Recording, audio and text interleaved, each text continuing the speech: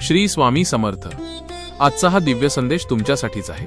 कारण जेव्हा मन थकलं असतं, प्रयत्न करूनही यश दिसत नाही आणि नशीब पाठ फिरवतंय असं वाटतं, तेव्हाच स्वामींचा शब्द हृदयात उमटतो. एकदा एका भक्ताचं आयुष्य पूर्ण अडचणीत अडकलं होतं.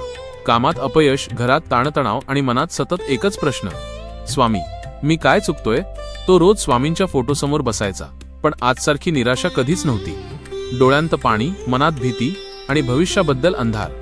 त्या दिवशी अचानक त्याच्या कानावर शब्द पडले, ज्याचं मन खचत नाही त्याचं नशीब कधीच हरत नाही. हे शब्द जणू त्याच्यासाठीच होते. तो थबकला, मन शांत केलं आणि प्रथमच स्वामींशी मनापासून बोलला. तक्रार नाही, अपेक्षा नाही, फक्त समर्पण. त्याला जाणवलं की अडचणी बाहेर नव्हत्या, तर आतल्या विश्वासाच्या कमतरतेमुळे होत्या. त्या रात्री त्याने ठरवलं, परिस्थिती बदलेल की नाही माहीत नाही, पण मी खचणार नाही. तो दुसऱ्या दिवशी नव्या उमेदीनं उठला, कामासाठी पुन्हा प्रयत्न केला. थकवा असूनही मनात एक